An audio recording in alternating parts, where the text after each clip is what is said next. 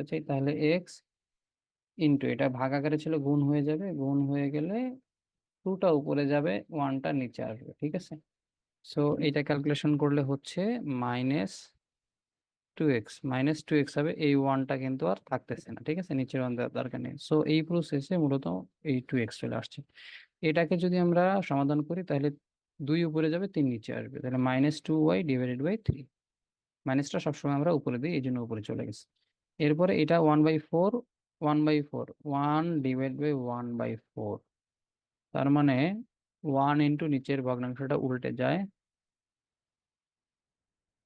এটা হচ্ছে 4, এই 4 চলে আসছে এখানে, ঠিক আছে।